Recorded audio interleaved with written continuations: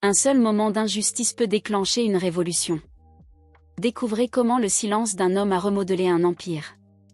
Ils n'ont pas demandé, ils n'ont pas vérifié. Ils ont simplement vu un homme noir en première classe et lui ont ordonné de bouger, là, devant tout le monde, sans raison, sans explication, juste un ordre glacial. Il y a quelqu'un de plus important qui a besoin de ce siège. Un homme qui avait payé le plein tarif. Un homme avec le bon billet. Un homme dont la seule différence était la couleur de sa peau. Ce qu'ils ignoraient, c'est que cette décision allait leur coûter 500 millions de dollars. Mais qui était-il ? Pourquoi son silence a-t-il ébranlé toute une industrie ? Et comment un acte d'arrogance s'est-il transformé en titres mondiaux ? Vous êtes sur le point de découvrir chaque rebondissement de ce vol qu'ils regretteront d'avoir fait décoller. Et quand quelqu'un comme lui fait une demande, on ne discute pas. L'autre steward répondit, la voix basse et amère. Tu n'as même pas vérifié le manifeste, Sophie. Ricana, tu l'as vu ? Penses-tu honnêtement que la compagnie veut quelqu'un comme ça assis à côté de Philippe ou des membres du conseil ? Le silence qui suivit fut plus lourd que n'importe quelle turbulence. Les mots se logèrent comme des éclats sous la peau d'Antoine. Quelqu'un comme ça ? La mâchoire d'Antoine se serra légèrement. La manière dont elle l'avait dit, la désinvolture avec laquelle cela avait glissé de ses lèvres, n'était pas seulement offensante. C'était systémique. Ce n'était pas un moment isolé de préjugés. C'était une procédure, une politique, un cadre codé, conçu pour sembler neutre tout en exécutant des préjugés avec une précision chirurgicale.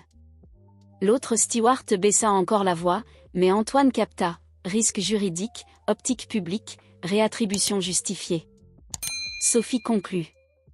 Finissons ce vol. S'il se plaint, ils l'enterreront comme la dernière fois. Ce fut le moment où Antoine sut que ce n'était pas personnel. C'était un schéma. Une opération calculée, cachée derrière des sourires de service client et des protocoles automatisés. Mais le second rebondissement ne vint pas de l'équipage. Il vint d'une voix calme, juste à côté de lui. L'homme âgé, assis côté couloir blanc, la soixantaine avancée, costume conservateur, épingle de fidélité de la compagnie sur le revers, était resté silencieux jusqu'à maintenant. Sans détourner les yeux de la carte de sécurité dans ses mains, il dit doucement. Ils ont fait la même chose à un jeune homme le mois dernier. Antoine ne réagit pas immédiatement. L'homme poursuivit. Il était assis juste à côté de moi, en première classe. Poli, calme, avec son billet. 10 minutes plus tard, une hôtesse est venue et l'a déplacé en classe économique, sans explication. Juste une réattribution de siège. Il marqua une pause. C'est drôle comme ces erreurs n'arrivent jamais dans l'autre sens. Antoine tourna légèrement la tête, étudiant le visage ridé de l'homme. Et ensuite, que s'est-il passé ? L'homme le regarda enfin. Ses yeux étaient vifs, clairs malgré les années. Rien, dit-il. C'est ça le problème. Personne n'a dit un mot. Et vous savez pourquoi ? Parce que tout le monde dans cette cabine avait peur de rendre les choses gênantes. Et le gênant perd toujours face au confortable. Antoine s'adossa lentement. Vous travaillez pour eux ? L'homme secoua la tête. J'étais dans leur conseil consultatif. J'ai démissionné il y a 2 ans. Trop de silence, pas assez de vérité. Il le fixa plus intensément. Mais je reconnais votre visage maintenant. Dubois ? Industrie ? Non. Antoine ne répondit pas. Mais l'homme hocha la tête avec assurance. Je ne m'attendais pas à vous voir ici, avec le reste d'entre nous. Les moteurs rugirent un peu plus fort alors que l'avion décollait. Mais Antoine ne pensait pas à l'altitude. Il pensait au schéma, à ce que cela signifiait pour une entreprise de non seulement tolérer l'injustice, mais de l'intégrer dans son flux de service. À combien de leurs procédures n'étaient pas des accidents, mais des algorithmes conçus pour camoufler de vieux préjugés sous de nouveaux uniformes ? Il pensa à Sophie, non pas comme une ennemie, mais comme une fonction, répétant le script qu'on lui avait donné. De l'autre côté du rideau, la première classe avait retrouvé son rythme de conversation chuchotée, de tintements étouffés de verre et de rires satisfaits. Mais sous ce vernis poli, un lent délitement avait déjà commencé. Antoine pouvait le sentir dans l'air, la pression s'accumulant comme de l'électricité statique avant une tempête. Puis cela arriva. Une voix s'éleva de derrière le rideau, trop forte pour être accidentelle. « Je me fiche de combien il a payé », dit Philippe Moreau, s'adressant clairement à quelqu'un à proximité. S'asseoir à côté de quelqu'un comme ça ? Franchement, ça ruine toute l'ambiance de la cabine. Son ton était amusé, mais teinté d'un venin qui défiait quiconque de le contredire.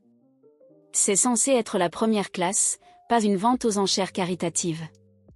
Les mots voyagèrent sans effort dans le silence, tranchant l'atmosphère douce comme un scalpel dans la soie. Pendant un instant, l'air devint immobile. Personne ne le corrigea. Personne ne l'interpella. Ni le personnel. Ni les autres passagers. Le silence, une fois de plus, devint complice. Antoine ne broncha pas, mais son stylo s'immobilisa sur la page.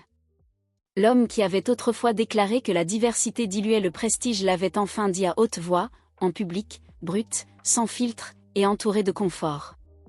Ce moment a secoué le monde. Partagez votre réaction dans les commentaires et abonnez-vous pour plus d'histoires puissantes. Dans la cuisine, Sophie tapotait nerveusement sur sa tablette, prétendant vérifier l'inventaire des boissons.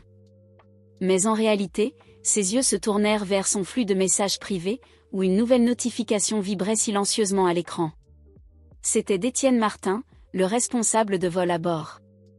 Le texte était court, chirurgical, froid. Garder la première classe propre. Maintenir l'image. Pas de mélange racial.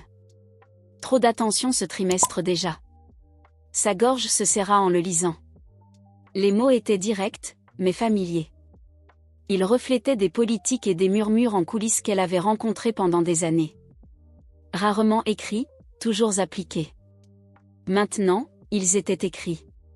Et ses doigts planaient au-dessus de l'écran comme s'ils tenaient la preuve de quelque chose de toxique. Elle leva les yeux et remarqua Julien, le steward junior, qui la regardait à nouveau. Il avait entendu le commentaire de Philippe, lui aussi. Sa bouche s'ouvrit légèrement, mais Sophie le coupa d'un sec mouvement de tête. Il baissa les yeux, honteux, son moment de courage écrasé à nouveau par les règles tacites. À la rangée 12, Antoine posa son carnet de côté et ferma les yeux un instant, laissant le poids de ce qu'il avait entendu s'installer comme du béton. La voix de Philippe résonnait encore dans son esprit. Mais plus encore, c'était le texte d'Étienne qui peignait le tableau complet. Il confirmait chaque soupçon, chaque politique codée, chaque insulte subtile encadrée comme un protocole. L'expression maintenir l'image n'était pas juste une préférence. C'était une stratégie. Une stratégie qui dictait qui méritait une présence, et qui devait être écartée pour le confort.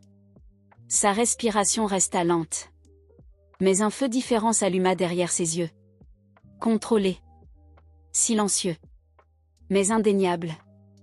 Il n'avait pas besoin de faire une scène. Il devait rester 5 longueurs d'avance. Ce n'était plus une question de siège. C'était une question d'héritage. Et de levier. Pendant ce temps, à l'avant de la cabine, Philippe s'enfonça plus profondément dans le 1A, souriant avec suffisance en faisant tournoyer le reste de son champagne. On pourrait penser que les gens sauraient où est leur place, à ce stade, dit-il. La voix épaisse d'autosatisfaction. L'argent ne fait pas de vous une classe supérieure. Ça vient de l'éducation. Ces mots s'adressaient à personne. Et à tout le monde. Quelques passagers offrirent de faux sourires, ceux qui masquent l'inconfort derrière un accord nerveux.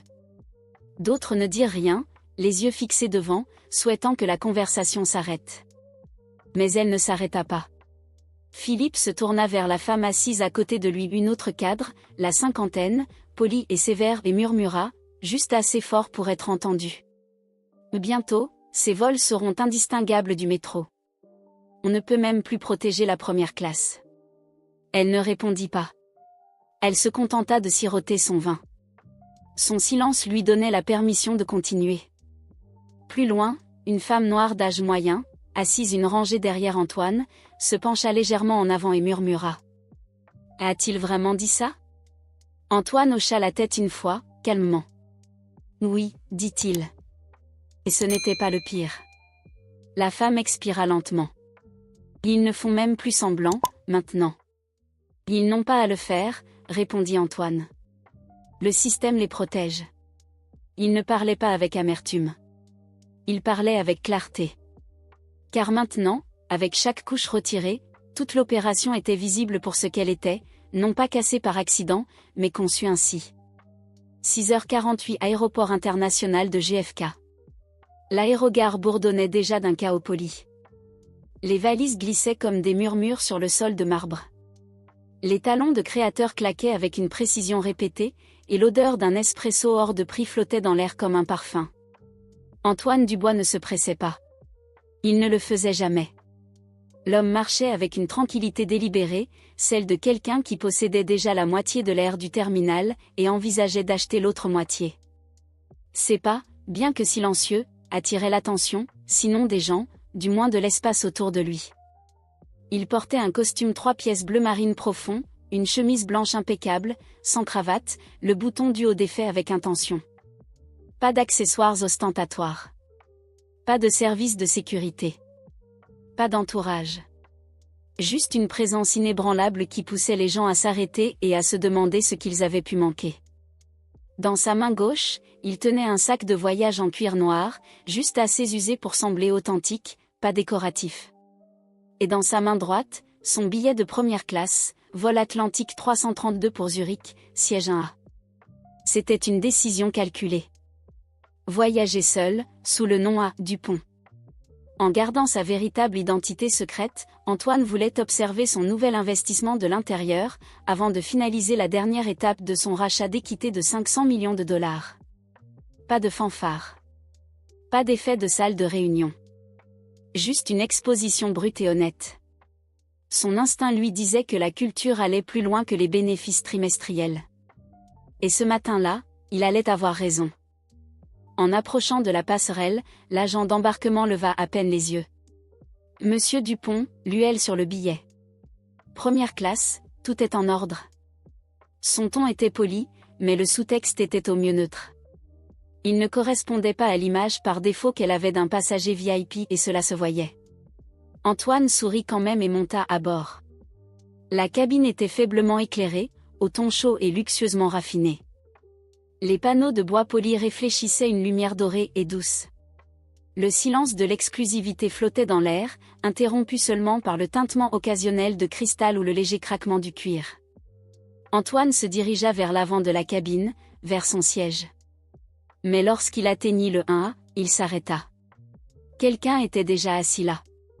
Un homme blanc, d'âge moyen, parfaitement à l'aise, dans un costume anthracite coûteux et des mocassins cirés. Il se prélassait comme si le siège avait été conçu pour lui. Il sirotait du champagne et parcourait ses emails comme si l'avion appartenait à son père. Antoine vérifia son billet, 1A.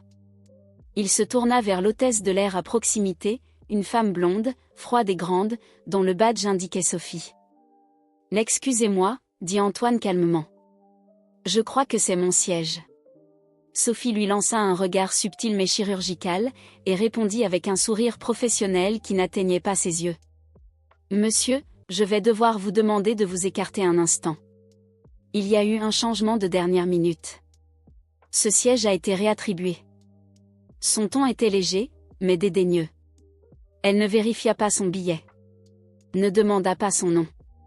Elle supposa simplement. Antoine ne bougea pas. Je n'ai pas été informé d'un changement. C'est mon siège attribué, confirmé et payé à l'avance. Sophie changea de posture, baissant la voix comme pour insinuer qu'elle lui faisait une faveur. Nous avons reçu une demande prioritaire d'un de nos partenaires platine. Nous vous demandons votre coopération pour commencer l'embarquement des autres passagers. Elle désigna un siège en classe affaires, 7C. Toujours confortable, toujours cher, mais pas là où il devait être. Le sourcil d'Antoine se haussa légèrement. Et qui a fait cette demande exactement? Sophie hésita, puis désigna discrètement l'homme en 1A. Monsieur Philippe Moreau. C'est un investisseur de longue date de la compagnie, très influent. Le visage d'Antoine ne changea pas, mais quelque chose dans ses yeux se rétrécit. Philippe Moreau. Ce nom lui était familier. un capital risqueur, avec un long historique d'affaires douteuses, et un scandale public il y a 2 ans, lorsqu'il fut enregistré à son insu, qualifiant l'embauche de diversité de coups de pub. Et pourtant, il était là. Priorisé. Sans question. Recevant le meilleur siège de l'avion comme un droit de naissance. Sophie ajouta presque fièrement. Monsieur Moreau prend ce vol chaque semaine. Il a spécifiquement demandé le 1A. Antoine la regarda posément. Et cela suffit pour éjecter un passager confirmé de son siège? Elle soutint son regard une seconde de trop, avant d'offrir un haussement d'épaule faible. Parfois, nous devons accommoder nos invités les plus précieux. L'implication était claire. Antoine n'en faisait pas partie, du moins pas à leurs yeux. Les passagers à proximité commencèrent à jeter des regards, sentant une perturbation. Certains détournèrent les yeux. D'autres fixaient. Un homme en deçé se pencha pour murmurer quelque chose à sa femme. Antoine ne haussa pas la voix. Au lieu de cela, il plongea la main dans sa poche intérieure et sortit son téléphone. « Je voudrais parler au superviseur de vol, dit-il. » Le sourire de Sophie s'effaça. « Il n'y a vraiment pas besoin d'escalader, monsieur. » « Si, » répondit Antoine, composant un numéro sans rompre le contact visuel. « Et quand quelqu'un comme lui fait une demande, on ne discute pas. » L'autre steward répondit, la voix basse et amère. « Tu n'as même pas vérifié le manifeste, Sophie. » Ricana, tu l'as vu? Penses-tu honnêtement que la compagnie veut quelqu'un comme ça assis à côté de Philippe ou des membres du conseil? Le silence qui suivit fut plus lourd que n'importe quelle turbulence. Les mots se logèrent comme des éclats sous la peau d'Antoine. Quelqu'un comme ça? La mâchoire d'Antoine se serra légèrement. La manière dont elle l'avait dit, la désinvolture avec laquelle cela avait glissé de ses lèvres, n'était pas seulement offensante. C'était systémique. Ce n'était pas un moment isolé de préjugés. C'était une procédure, une politique, un cadre codé, conçu pour sembler neutre tout en exécutant des préjugés avec une précision chirurgicale. L'autre steward baissa encore la voix, mais Antoine capta, risque juridique, optique publique, réattribution justifiée. Sophie conclut. Finissons ce vol. S'il se plaint, ils l'enterreront comme la dernière fois. Ce fut le moment où Antoine sut que ce n'était pas personnel. C'était un schéma. Une opération calculée, cachée derrière des sourires de service client et des protocoles automatisés. Mais le second rebondissement ne vint pas de l'équipage. Il vint d'une voix calme, juste à côté de lui. L'homme âgé, assis côté couloir blanc, la soixantaine avancée, costume conservateur, épingle de fidélité de la compagnie sur le revers, était resté silencieux jusqu'à maintenant. Sans détourner les yeux de la carte de sécurité dans ses mains, il dit doucement. Ils ont fait la même chose à un jeune homme le mois dernier. Antoine ne réagit pas immédiatement. L'homme poursuivit. Il était assis juste à côté de moi, en première classe. Poli, calme, avec son billet. 10 minutes plus tard, une hôtesse est venue et l'a déplacé en classe économique, sans explication. Juste une réattribution de siège. Il marqua une pause. C'est drôle comme ces erreurs n'arrivent jamais dans l'autre sens. Antoine tourna légèrement la tête, étudiant le visage ridé de l'homme. Et ensuite, que s'est-il passé? L'homme le regarda enfin. Ses yeux étaient vifs, clairs malgré les années. Rien, dit-il. C'est ça le problème. Personne n'a dit un mot. Et vous savez pourquoi? Parce que tout le monde dans cette cabine avait peur de rendre les choses gênantes.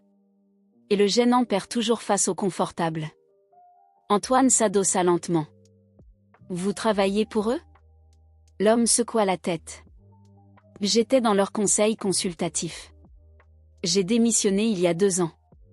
Trop de silence, pas assez de vérité. Il le fixa plus intensément. Mais je reconnais votre visage maintenant. Dubois? Industrie? Non. Antoine ne répondit pas. Mais l'homme hocha la tête avec assurance. Je ne m'attendais pas à vous voir ici, avec le reste d'entre nous. Les moteurs rugirent un peu plus fort alors que l'avion décollait. Mais Antoine ne pensait pas à l'altitude.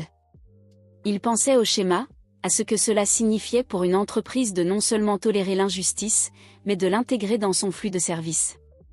À combien de leurs procédures n'étaient pas des accidents, mais des algorithmes conçus pour camoufler de vieux préjugés sous de nouveaux uniformes?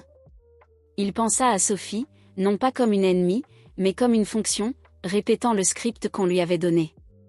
De l'autre côté du rideau, la première classe avait retrouvé son rythme de conversation chuchotée, de tintements étouffés de verre et de rires satisfaits.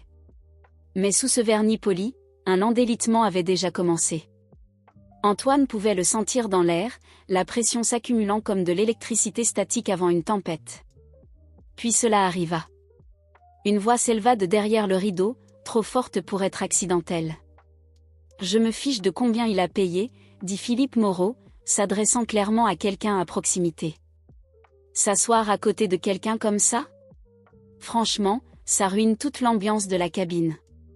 Son ton était amusé, mais teinté d'un venin qui défiait quiconque de le contredire. C'est censé être la première classe, pas une vente aux enchères caritatives. Les mots voyagèrent sans effort dans le silence, tranchant l'atmosphère douce comme un scalpel dans la soie. Pendant un instant, l'air devint immobile. Personne ne le corrigea. Personne ne l'interpella. Ni le personnel. Ni les autres passagers. Le silence, une fois de plus, devint complice. Antoine ne broncha pas, mais son stylo s'immobilisa sur la page. L'homme qui avait autrefois déclaré que la diversité diluait le prestige l'avait enfin dit à haute voix, en public, brut, sans filtre, et entouré de confort. Ce moment a secoué le monde. Partagez votre réaction dans les commentaires et abonnez-vous pour plus d'histoires puissantes. Dans la cuisine, Sophie tapotait nerveusement sur sa tablette, prétendant vérifier l'inventaire des boissons. Mais en réalité, ses yeux se tournèrent vers son flux de messages privés, où une nouvelle notification vibrait silencieusement à l'écran. C'était d'Étienne Martin, le responsable de vol à bord. Le texte était court, chirurgical, froid. Garder la première classe propre. Maintenir l'image. Pas de mélange racial. Trop d'attention ce trimestre déjà. Sa gorge se serra en le lisant. Les mots étaient directs, mais familiers. Ils reflétaient des politiques et des murmures en coulisses qu'elle avait rencontrés pendant des années. Rarement écrits, toujours appliqués. Maintenant, ils étaient écrits. Et ses doigts planaient au-dessus de l'écran comme s'ils tenaient la preuve de quelque chose de toxique. Elle leva les yeux et remarqua Julien, le steward junior, qui la regardait à nouveau. Il avait entendu le commentaire de Philippe, lui aussi. Sa bouche s'ouvrit légèrement, mais Sophie le coupa d'un sec mouvement de tête. Il baissa les yeux, honteux, son moment de courage écrasé à nouveau par les règles tacites. À la rangée 12, Antoine posa son carnet de côté et ferma les yeux un instant, laissant le poids de ce qu'il avait entendu s'installer comme du béton. La voix de Philippe résonnait encore dans son esprit. Mais plus encore, c'était le texte d'Étienne qui peignait le tableau complet. Il confirmait chaque soupçon, chaque politique codée, chaque insulte subtile encadrée comme un protocole. L'expression maintenir l'image n'était pas juste une préférence. C'était une stratégie. Une stratégie qui dictait qui méritait une présence, et qui devait être écartée pour le confort. Sa respiration resta lente. Mais un feu différent s'alluma derrière ses yeux. Contrôlé. Silencieux. Mais indéniable. Il n'avait pas besoin de faire une scène. Il devait rester 5 longueurs d'avance. Ce n'était plus une question de siège. C'était une question d'héritage. Et de levier. Pendant ce temps, à l'avant de la cabine, Philippe s'enfonça plus profondément dans le 1A, souriant avec suffisance en faisant tournoyer le reste de son champagne. On pourrait penser que les gens sauraient où est leur place, à ce stade, dit-il. La voix épaisse d'autosatisfaction. L'argent ne fait pas de vous une classe supérieure. Ça vient de l'éducation. Ces mots s'adressaient à personne. Et à tout le monde. Quelques passagers offrirent de faux sourires, ceux qui masquent l'inconfort derrière un accord nerveux. D'autres ne dirent rien, les yeux fixés devant, souhaitant que la conversation s'arrête. Mais elle ne s'arrêta pas. Philippe se tourna vers la femme assise à côté de lui, une autre cadre, la cinquantaine, polie et sévère, et murmura, juste assez fort pour être entendu. Bientôt, Ces vols seront indistinguables du métro. On ne peut même plus protéger la première classe. Elle ne répondit pas. Elle se contenta de siroter son vin. Son silence lui donnait la permission de continuer. Plus loin, une femme noire d'âge moyen, assise une rangée derrière Antoine, se pencha légèrement en avant et murmura. « A-t-il vraiment dit ça ?» Antoine hocha la tête une fois, calmement. « Oui, dit-il. » Et ce n'était pas le pire. La femme expira lentement. « Ils ne font même plus semblant, maintenant. »« Ils n'ont pas à le faire, » répondit Antoine. « Le système les protège. » Il ne parlait pas avec amertume. Il parlait avec clarté. Car maintenant, avec chaque couche retirée, toute l'opération était visible pour ce qu'elle était, non pas cassée par accident, mais conçue ainsi. Ravitaillement et vérification du fret, les lumières de la cabine clignotèrent une fois puis se stabilisèrent. Une nouvelle voix crépita à travers le canal de l'équipage. Une communication spéciale, relayée directement au responsable de vol. Étienne se pencha sur son oreillette. Son expression changea lentement alors qu'il écoutait. Son front se plissa. Puis, il se leva, raide et silencieux, et marcha rapidement vers le cockpit. Pendant ce temps, le téléphone de Sophie vibra fortement dans la poche de son blazer. Elle le sortit, ses yeux scrutant l'écran. Son souffle se bloqua alors que l'alerte se chargeait.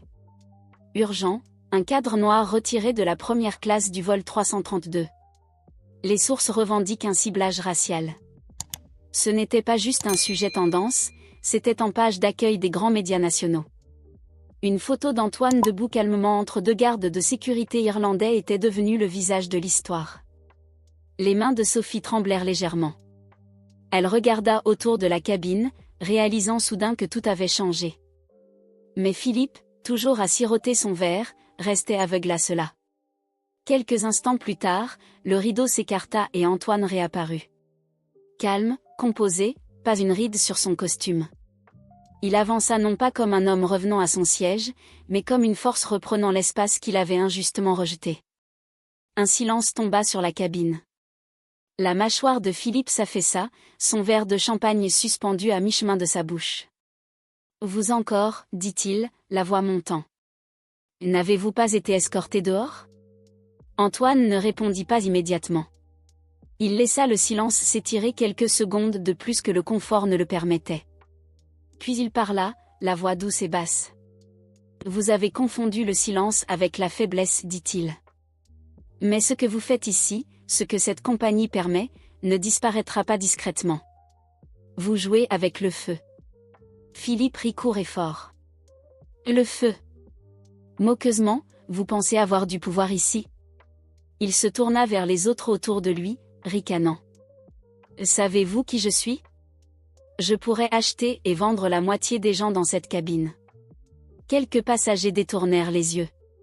Certains regardèrent Antoine, mais personne ne parla.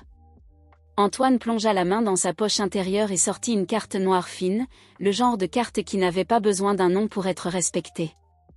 « Vous n'avez pas besoin de savoir qui je suis, dit-il, la tenant entre deux doigts juste assez longtemps pour qu'Étienne, Julien et même Sophie aperçoivent le logo indiscutable gravé en platine. Mais Atlanticair. Oui, l'air se brisa comme du verre. Philippe se pencha en avant, soudain incertain. « Qu'est-ce que c'est ?» marmonna-t-il. « Vous pensez qu'un coup monté d'entreprise va ? » « Ce n'est pas un coup monté, » coupa Antoine, la voix comme de la glace. « C'est un règlement de compte. » Étienne, debout à quelques pas, devint soudain pâle. « Attendez, Valta, murmura-t-il sous son souffle. Ses yeux s'élargirent en une reconnaissance tardive, reliant le nom à un titre qu'il avait survolé quelques jours auparavant. Valta acquiert une participation majoritaire dans Atlanticair. Antoine laissa le moment s'étirer juste assez longtemps pour que tout le monde absorbe le changement.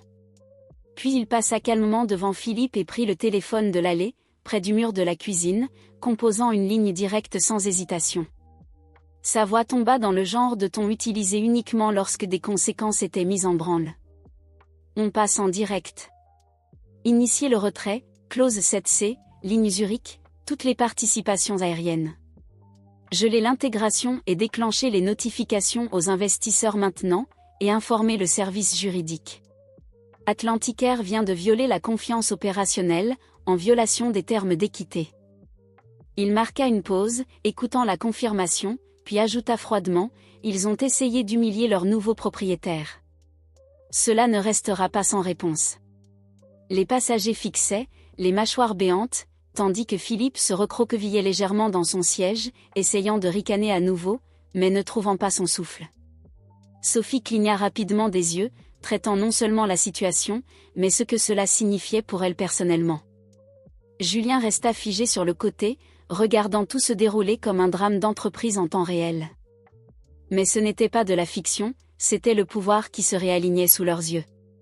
Antoine raccrocha le téléphone et le rendit au mur, comme s'il venait de commander un service en chambre. Puis il se tourna vers Étienne.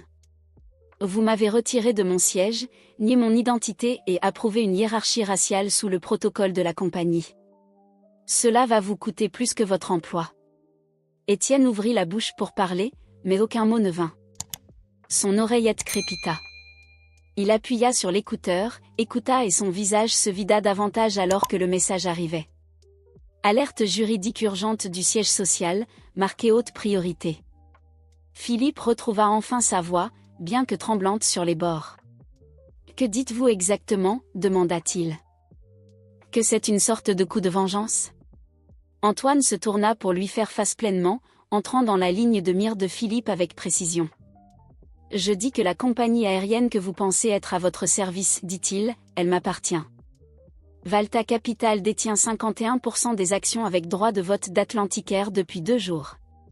J'ai signé les derniers documents d'acquisition URIC. J'ai gardé mon identité privée pour tester la température culturelle de ce vol, votre vol, et vous avez échoué spectaculairement. » Il se tourna vers Sophie. « Vous n'avez même pas demandé mon nom. Vous avez supposé que je n'avais pas ma place.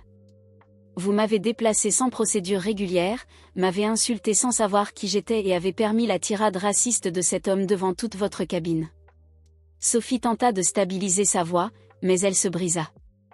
Je suivais juste le protocole de réattribution de siège. Antoine la coupa. Votre protocole est un préjugé déguisé, et maintenant il est documenté, diffusé en direct et lié à une action en justice d'un actionnaire exécutif. De l'avant de la cabine, un carillon résonna alors que le pilote sortait du cockpit. Le capitaine Lefort, au visage sévère, en uniforme complet, hocha la tête vers Antoine avec un regard de déférence prudente. « Monsieur Dubois, dit-il, nous venons d'être informés de votre position et de votre propriété. Je tiens à m'excuser au nom de l'équipage de vol. » Antoine hocha la tête, mais ne s'adoucit pas. Les excuses sont un début, mais la marque que vous représentez repose sur une illusion de luxe qui n'est étendue qu'à quelques élus. Je suis ici pour démanteler cela. Aucune réponse. Les agents lui remirent seulement un avis. Suspension administrative immédiate en attente d'une enquête formelle sur une conduite discriminatoire, une collusion pour dissimuler un abus de protocole et un manquement à l'escalade d'une inconduite procédurale. Au moment où Antoine débarqua, un petit groupe s'était rassemblé à l'extérieur de la passerelle. Pas des médias, pas des fans, mais du personnel des cadres régionaux seniors et des partenaires de l'aéroport attendant en costume raide et sourire gêné. Une femme s'avança, Claire Lefebvre, récemment nommée vice-présidente de la gestion de crise pour Atlanticair. Son ton était stable, mais chaque syllabe tremblait sous le poids des apparences. « Monsieur Dubois, dit-elle. Au nom de la compagnie, je tiens à présenter nos excuses complètes et notre coopération. Nous reconnaissons les graves erreurs commises pendant ce vol. Une revue interne a déjà commencé et les responsables ont été relevés de leurs fonctions. » Antoine hacha la tête une fois, ne dit rien, puis passa devant eux avec détermination, ne s'arrêtant pas pour la performance. Il n'avait pas besoin de leur contrition. Il avait déjà leur attention et leur contrôle. Derrière lui, le reste des passagers passaient par les douanes et la récupération des bagages, murmurant encore sur ce qu'ils avaient vu. L'un d'eux, un avocat à la retraite de Bruxelles, rédigeait déjà une chronique intitulée « Le jour où le pouvoir monta en dernier ». Un autre. L'étudiante qui avait diffusé toute l'affaire en direct comptait maintenant plus de 8 millions de vues et avait reçu 3 offres de médias nationaux pour licencier ses images. Dans les terminaux privés, les PDG prenaient des notes. Les concurrents aériens tenaient des appels d'urgence. Les départements des ressources humaines révisaient leurs protocoles. Et à New York, une douzaine de cadres supérieurs qui avaient construit l'ancienne culture d'Atlantière dans l'ombre se retrouvaient sous une revue urgente. Dans les jours qui suivirent la descente chaotique du vol 332, un règlement de comptes publics et d'entreprises eut lieu. Les répercussions continuèrent de se propager bien au-delà du terminal de l'aéroport de Zurich. Ce qui avait commencé comme un acte de discrimination silencieux était maintenant devenu une étude de cas mondiale sur l'échec systémique, l'arrogance d'entreprise et une justice inattendue. Mais sous les gros titres, les contre-coups et les démissions, quelque chose d'autre commença à émerger. Quelque chose de plus lent, plus humain. Cela ne commença pas avec les cadres ou les départements des relations publiques, mais avec Julien, le steward junior, qui était resté silencieux pendant le vol, figé entre sa conscience et sa peur. 3 jours après l'atterrissage, Julien publia une lettre ouverte manuscrite sur les réseaux sociaux. J'aurais dû parler, je savais que c'était mal, mais je suis resté silencieux parce que je ne savais pas si mon emploi survivrait. C'était de la lâcheté et je l'assume, le poste gagna immédiatement du terrain, non pas pour le drame mais pour sa sincérité. Dans la lettre, Julien annonça également la formation d'une nouvelle initiative, le Fonds d'équité de l'équipage, conçu pour fournir un soutien juridique et financier aux employés de compagnies aériennes minoritaires confrontés à la discrimination ou à des représailles sur le lieu de travail. Ce qui stupéfia la plupart des lecteurs fut une dernière ligne. Ce fonds est soutenu par mon salaire des 6 premiers mois car le silence a un coût et je paye le mien en premier. Antoine Dubois ne répondit jamais directement au message de Julien, mais il n'en avait pas besoin. Un email privé de l'équipe de la fondation de Valta fut envoyé discrètement 2 heures après la publication du post, proposant de multiplier sa donation par 10. Le moment n'était pas encadré comme un pardon. C'était le début d'une réforme, mais la transformation la plus inattendue vint de l'homme que personne n'attendait de voir changer. Philippe Moreau. Après son licenciement public et sa mise sur liste noire de l'industrie aérienne, Philippe perdit plus que du prestige. Il perdit presque tout. Les actionnaires se retirèrent de ses fonds. Ses sièges au conseil furent révoqués. Ses clubs privés émirent des interdictions silencieuses mais permanentes. Les médias déterrèrent des années de citations incendiaires et de micro-agressions enregistrées qui étaient autrefois passées inaperçues. L'homme qui autrefois rejetait les autres comme étant inférieurs se retrouva seul au sommet d'une tour en ruine. 2 semaines après l'incident, une photographie floue apparut sur Reddit. Philippe était vu debout à l'extérieur d'un centre communautaire modeste à Queens, portant un jean et une veste délavée, aidant à porter des cartons à l'intérieur. La plupart supposèrent qu'il s'agissait d'une image prise pour restaurer des points de relations publiques. Mais cette théorie vola en éclats lorsque d'autres photos apparurent, non sollicitées et non filtrées, montrant Philippe balayant les sols, prenant des quarts de déjeuner et assistant à des ateliers aux côtés d'anciens détenus et d'organisateurs communautaires. Un journaliste local suivit l'histoire et confirma ce que peu croyaient, Philippe avait commencé à faire du bénévolat à plein temps pour Equal Footing, un groupe de défense à but non lucratif axé sur l'équité raciale dans les transports et les espaces publics. C'était la même organisation qu'Antoine avait soutenue des années plus tôt, bien que discrètement. Dans une rare déclaration, Philippe publia une lettre personnelle via le bureau de presse de Equal Footing. Elle disait en partie: « Je croyais autrefois que l'argent définissait la valeur, que l'accès définissait l'identité, mais être dépouillé de ces illusions ne m'a pas ruiné. Cela m'a révélé. J'avais tort, pas seulement dans cet avion, mais dans la vie que j'ai vécue avant cela.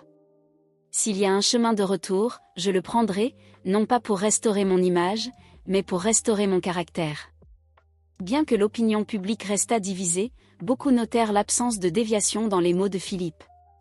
Il ne blâma pas les médias, il ne cria pas au scandale. Il admit ce que peu d'hommes de son pouvoir font jamais, qu'il avait fait partie du problème pendant bien trop longtemps. Ailleurs, les politiques internes chez Atlanticair commencèrent à changer sous l'influence d'Antoine. Les pratiques d'embauche furent révisées. Des lignes de signalement anonymes furent installées pour tout l'équipage. Un audit complet des prises de décision orientées clients fut lancé, avec des revues trimestrielles directement liées aux bonus des cadres. Mais le changement le plus significatif fut peut-être culturel. Les pilotes, les hôtesses de l'air et le personnel au sol commencèrent à parler, certains pour la première fois depuis des années, de ce qu'ils avaient vu, de ce qu'ils avaient subi et de ce qu'ils espéraient ne jamais voir se répéter. Antoine ne tint pas de conférence de presse. Il ne donna pas d'interview autoproclamée. Il continua simplement à travailler. Silencieusement, méthodiquement, il poussa la réforme de l'intérieur vers l'extérieur, transformant une insulte personnelle en une transformation structurelle. Un mois après le vol 332, une petite cérémonie eut lieu dans un hangar privé à Newark. Pas de caméra, pas de médias, juste 30 personnes, membres d'équipage, défenseurs de l'équité et partenaires de réforme aérienne. Julien se tint brièvement au pupitre pour présenter une nouvelle reconnaissance annuelle nommée la citation de leadership Antoine Dubois, honorant ceux qui font avancer l'équité au sein de la culture d'entreprise par le courage et l'intégrité. Antoine l'accepta avec un bref hochement de tête et une seule phrase: « Le pouvoir se prouve non pas par la force avec laquelle vous parlez, mais parce que vous choisissez de réparer quand personne ne regarde. » L'histoire d'Antoine Dubois dans ce vol fatidique n'est pas seulement un récit de confrontation ou de triomphe, mais une méditation profonde sur la justice, la dignité et la responsabilité individuelle face à l'injustice systémique. Ce qui frappe le plus, c'est la manière dont Antoine, face à l'humiliation publique, choisit la retenue plutôt que la colère, transformant un affront personnel en une réforme structurelle. Cette retenue n'est pas un signe de faiblesse, mais une force rare, une maîtrise de soi qui reflète une valeur chère à la culture française, la mesure. En France, où l'élégance dans la pensée et l'action est prisée, l'histoire d'Antoine nous rappelle que le véritable pouvoir réside dans la capacité à rester fidèle à ses principes, même sous pression. Sa décision de ne pas répondre par l'escalade émotionnelle mais par une action stratégique montre une compréhension aiguë de la dynamique sociale et économique. Une qualité que nous pouvons tous chercher à cultiver.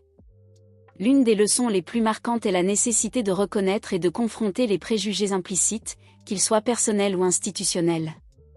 Dans une société française qui valorise l'égalité et la fraternité, l'histoire d'Antoine met en lumière les écarts entre ses idéaux et la réalité. Les actions de Sophie et d'Étienne, bien que guidées par des protocoles, révèlent comment des systèmes peuvent perpétuer l'injustice sous couvert de neutralité. Cela nous pousse à examiner nos propres comportements. Combien de fois avons-nous, comme Julien, hésité à parler par peur des conséquences ? La transformation de Julien, qui passe du silence à l'initiative, nous enseigne que le changement commence par un acte de courage, même modeste. En France, où le débat public est une tradition, cette histoire nous encourage à participer activement à la défense de l'équité, que ce soit dans nos cercles professionnels ou personnels. Appliquer ces leçons à la vie quotidienne signifie cultiver une vigilance éthique et une volonté d'agir. Que ce